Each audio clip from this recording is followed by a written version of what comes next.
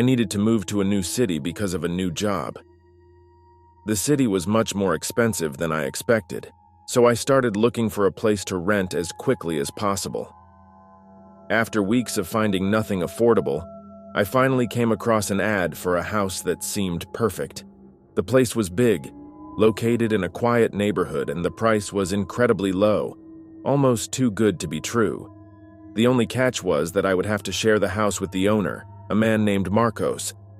He seemed friendly in the messages, so I decided to give it a try. On the first visit, everything seemed normal. Marcos was a middle-aged man with a somewhat reserved demeanor, but he didn't give me a bad impression. The deal was simple.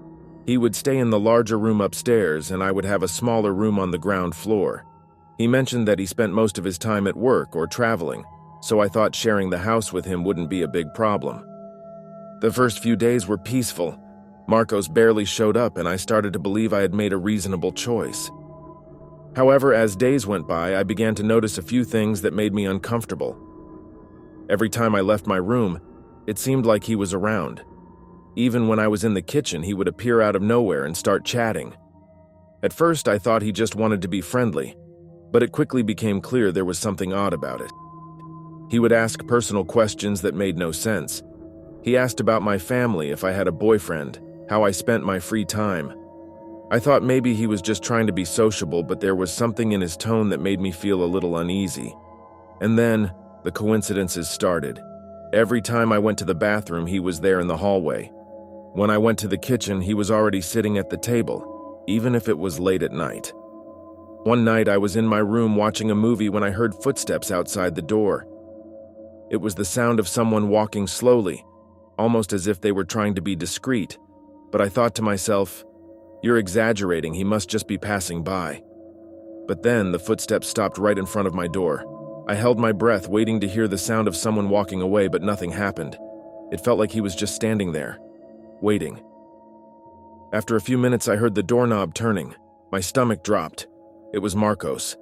He tried to open the door, but luckily I had locked it. I asked what he wanted, trying to sound calm, but my voice came out with a hint of assertiveness. He said he thought he heard a strange noise and wanted to check if everything was okay, but something about the way he spoke gave me chills. It didn't make sense. If he was worried, he wouldn't have tried to open the door like that. I couldn't sleep well that night. I kept thinking about 1,000 things, trying to justify his behavior, but I couldn't. Deep down, I knew something was wrong. I tried to stay calm, telling myself that maybe it was just paranoia, that I was overreacting because I didn't know him well. But I couldn't shake the feeling that he was up to something. The next day, I did my best to avoid him, but at night, it all started again. I was in the kitchen making something to eat when he appeared out of nowhere. I felt tense but tried to stay calm. He started talking about trivial things like the weather and the neighborhood, but suddenly, he changed the subject. He started talking about how he had been alone for a long time, how he wanted someone to talk to. That made me uncomfortable, and I made up an excuse to leave. I went to my room and locked the door again, trying to calm myself down. And then that night it happened.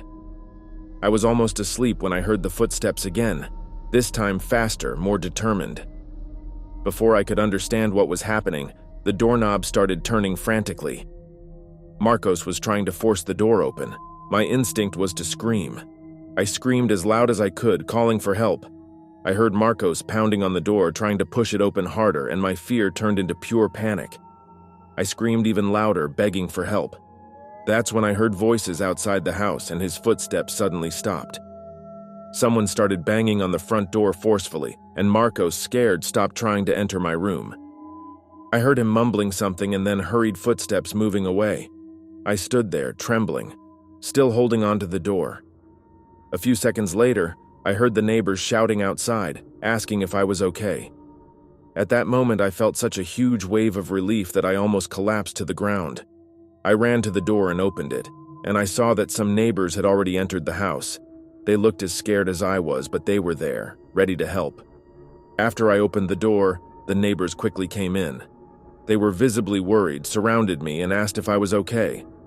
I tried to calm my nerves and tell them what had happened, but my voice came out shaky.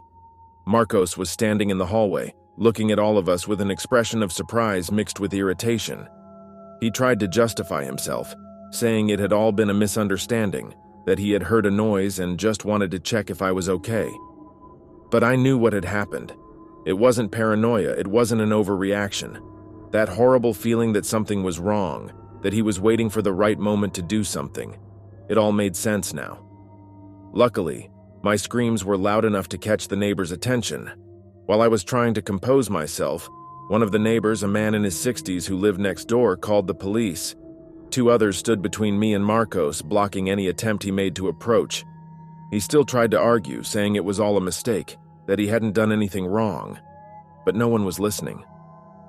A few minutes later, the police arrived. They asked me, the neighbors, some questions, and they took Marcos out of the house. He tried to protest, but with all the witnesses, there wasn't much he could do. The officers were patient, letting me tell my side of the story, but they advised me to leave as soon as possible. I agreed. There was no way I could stay in that place, not after all that. One of the neighbors offered me shelter at her house until I could figure out what to do. I accepted. I was so tired, so scared that I just wanted to feel safe. I spent the rest of the night at her house, lying on the living room sofa, unable to close my eyes. The next day, I packed my things as quickly as I could and left that house. I called my parents, who were horrified by the situation and insisted that I return to their place until I could find a new one. I was so emotionally exhausted that I agreed without a second thought. While at my parents' house, I reflected a lot on what had happened. I kept wondering if I should have noticed the signs earlier, if I should have left that house as soon as I started feeling uncomfortable. But it's hard to know. We always think we might be overreacting, that maybe it's just in our heads. And most of the time, you just want to believe that people are good and that the world isn't so scary. I spent a few days at my parents' house trying to regain some peace of mind. I knew I couldn't let this define me, but I also knew it was something I would never forget. A few days later, I decided I needed to move on. I found a new place to rent, much smaller, but enough for me. And this time I made sure to get to know the landlord well, visit the place several times before moving in and ask for references. I became much more cautious, much more suspicious. I never heard from Marcos again. I found out he was questioned by the police, but since he didn't physically harm me, he ended up being released. I felt a mix of relief and frustration. Relief that he was no longer around. Frustration at the thought that he might try to do this again to someone else.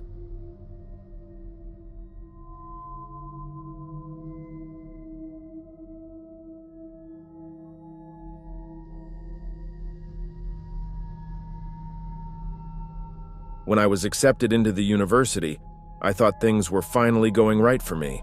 But then came the part about finding a place to live. And honestly, it wasn't easy. I was almost ready to give up and settle for a rundown hotel room when I found an apartment on a rental site. The price was good, close to campus, but there was a catch. I would have to share the space with another girl named Alice.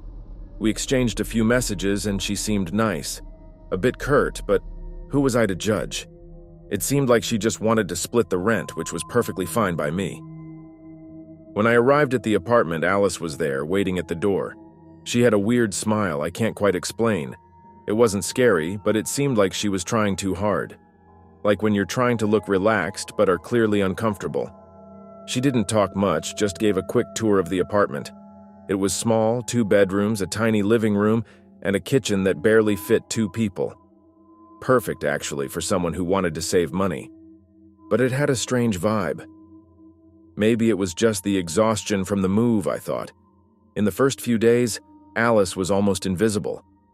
Seriously, she stayed in her room all the time. She only came out to get something from the kitchen or use the bathroom. It was like she was avoiding any contact, which was fine by me. I wasn't there to make friends either. I just needed a place to sleep and study. On the 3rd night, I was almost asleep when I heard something that sounded like a whisper coming from Alice's room. My first thought was, okay, she's on the phone.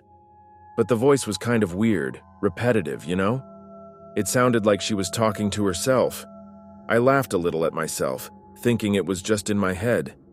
Maybe I was hearing through the thin wall, who knows? The next night I heard it again, and this time louder. It didn't sound like a normal conversation. It seemed like she was repeating the same phrase over and over. I couldn't understand what it was, but it gave me the chills. I lay there, trying to ignore it, but I have to admit that my heart started to feel afraid. I thought about knocking on her door to ask if she was okay, but then I imagined the scene. "Hey, are you all right in there with those weird whispers?" No, better not. It might sound intrusive. But then came the fifth night. I was in bed, tossing and turning, trying to sleep when I heard heavy breathing right outside my door. I froze completely. You know that paralyzing fear? That was it. I tried to breathe slowly, as if any sound might make things worse.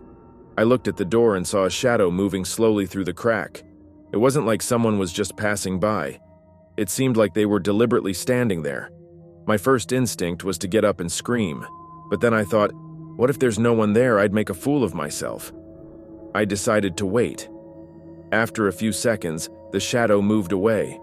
I felt a huge sense of relief, but sleep was completely gone. I stayed awake until dawn, thinking maybe it was Alice. Maybe she had some sort of problem. The next morning, I was a wreck. I decided I needed to talk to Alice, but when I knocked on her door, no one answered. I waited a bit, knocked again, and nothing. I thought maybe she had gone out early. I decided not to push it. Later, when I returned from the university, I saw the building's landlord outside and decided to ask about Alice. I don't know. Maybe he knew if she had family nearby, friends, anything. When I mentioned her name, the guy had a strange look on his face. He told me that Alice had lived there 2 years ago but had suddenly disappeared, like out of nowhere. I didn't understand. What do you mean disappeared? She's in the apartment now, I said. He just shook his head and said the apartment had been listed as a single occupancy unit ever since. According to him, no one else was supposed to be there. That gave me a cold feeling in my stomach.